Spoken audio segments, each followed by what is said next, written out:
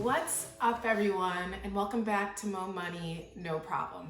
So today I want to tell you about a crazy story on how I got the flat that I am living in now. I moved to London in September of 2019, and I had to look for a place to live. I was living out of an Airbnb, which obviously is super expensive, but I didn't want to pick a place to live in without first seeing it. And places are really different here. You don't get commonly updated places. A lot of these buildings are old. Open floor plans aren't really a thing. I didn't want to have roommates. I didn't know people here. The way it works is that you get different agents who will show you different places. And renting is similar to buying a house in the US, where you have to give an offer and then the homeowner or landlord will either accept your offer or not. And this is just for renting. So it's super stressful just to figure out where you're gonna live, because the rental price that they post doesn't mean you'll get it for that price. So I work outside of London. So being located in a very specific part of London was important, so my commute wasn't crazy. And I take public transportation to and from work. So obviously I need to be close to the train stops that I need to be at to get to where I need to go. So there are only so many places I could look. And I fell in love with this one place that was where I live now. I'm in here, this living room. It's a 1-bedroom, but it has 2 floors. And it is so adorable because it's right above a flower shop, which just makes it quintessential London and exactly what I was looking for. So I wanted this place.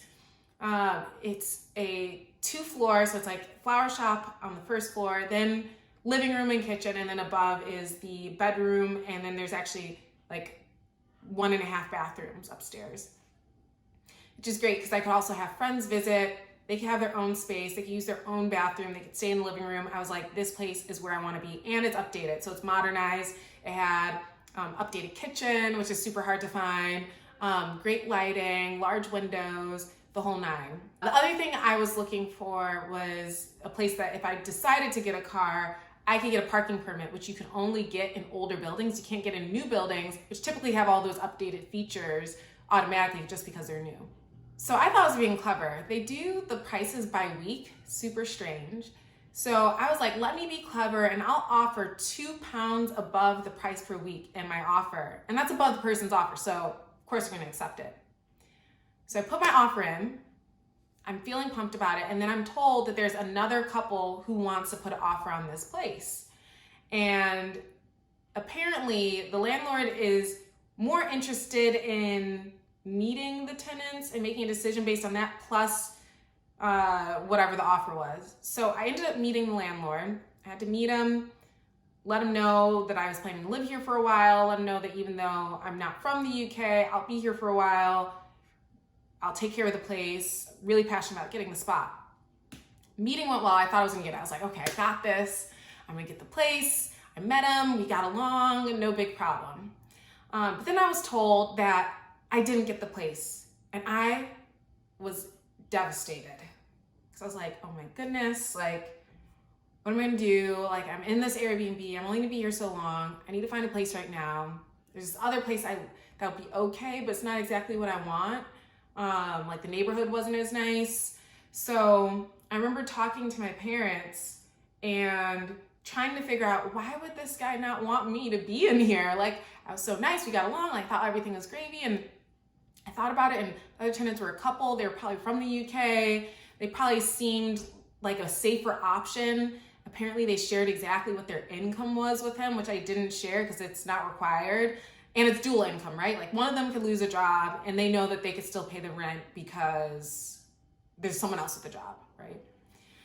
So it's like, what can I do to basically mitigate or make him feel like I'm less of a risk in a way that he would consider my offer over there? So even though they told me I didn't get the place, I came back with a stronger offer. I think I matched what they had offered, so to be like, hey, it shouldn't be about the money. They offered more, like, let me match that. And then I said, you know what? I will pay 1 year's rent up front. Now, I have a job where when they relocated me, I was super lucky because they offered me a lump sum of money to help me with my move, which helped me be able to pay the rent up front. And I had two options. I could have either had them move me, or I took money and then I moved myself. And I thought that having them give me money and moving myself, I could do it cheaper than they would do it. So I would end up saving more money from that, right? So I said, I'll pay 1 year up front. And I basically was just offering something I didn't think that they would offer to make me different, but also would take care of the fact that he thought I could be risky just in case I couldn't pay rent. Because if I pay it up front, where's the risk? Like, I've already paid the rent.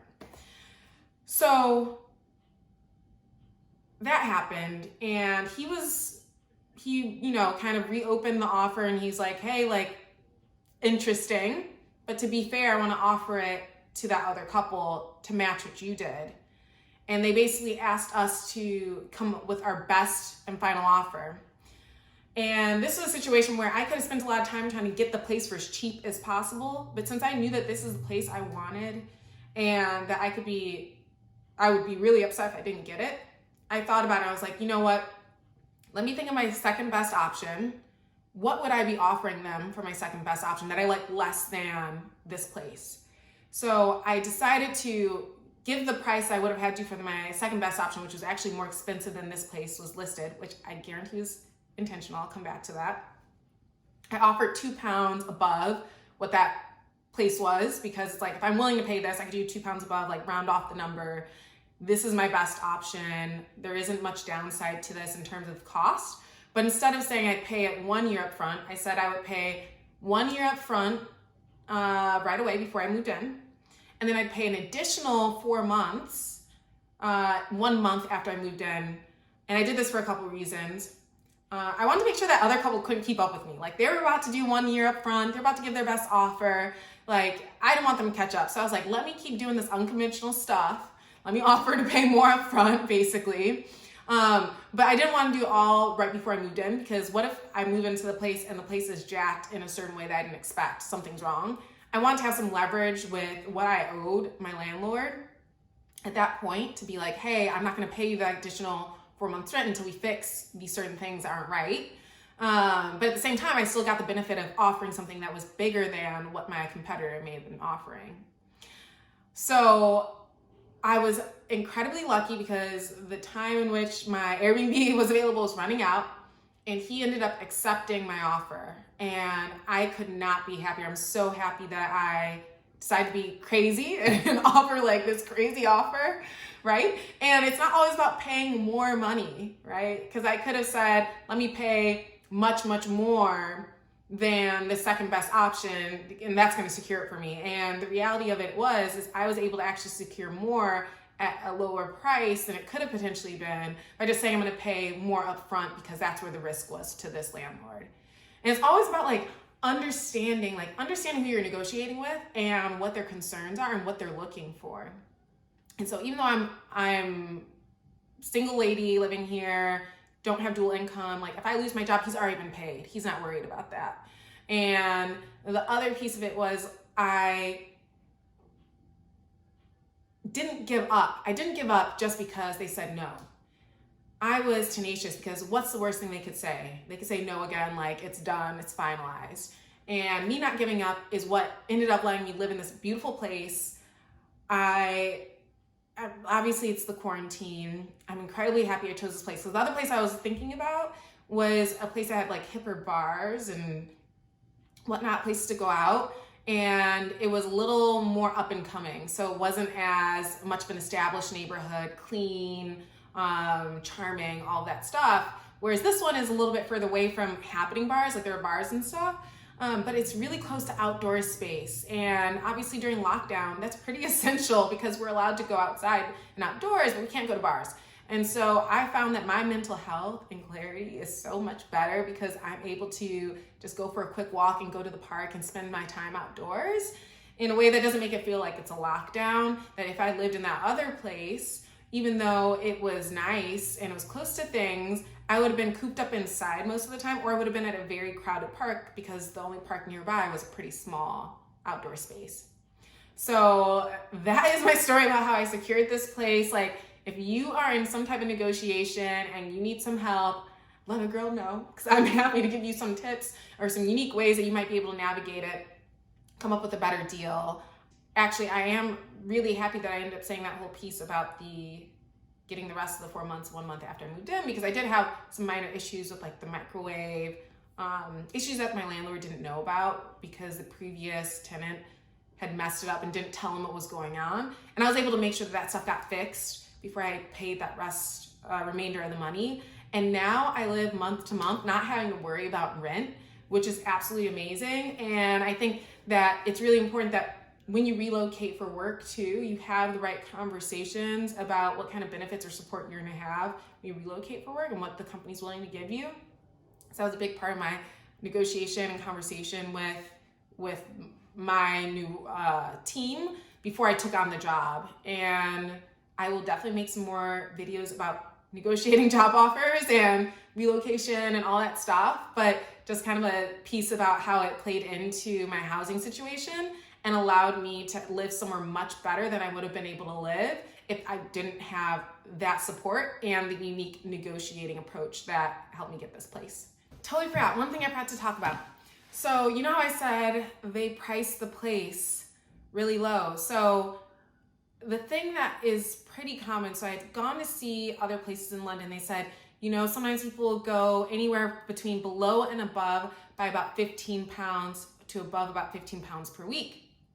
So I was going into these places thinking that I would get offers that would be accepted less than the offer price by 15 pounds per week. So me doing a couple pounds above the weekly price, I thought was really competitive, but what I realized is that this guy priced his place low, probably to get a lot of interest and to create this bidding war type of situation. And so I should have known going into it that the 2 pounds per week thing wasn't gonna work because I thought it was such a deal. I should have probably gone in sooner with what I felt the place was worth. I don't feel bad about how I initially went into it, but I think I would have been a little bit more aggressive sooner when I realized that there was another couple that was looking at the place instead of thinking that my offer was good enough, because obviously it wasn't good enough that they immediately said yes to me, even though my offer was in before this other couple. So be wary of when things are priced well, because people are doing it intentionally to get a lot of interest, and oftentimes they'll end up making way more by people bidding against each other than what the price of the place would have been if there was no one to compete with and you were just trying to come in with a fair price. So be careful about that. And it's really hard to read when you're having to go against this blind person that you don't know, right? You don't know who they are or like what they're willing to offer.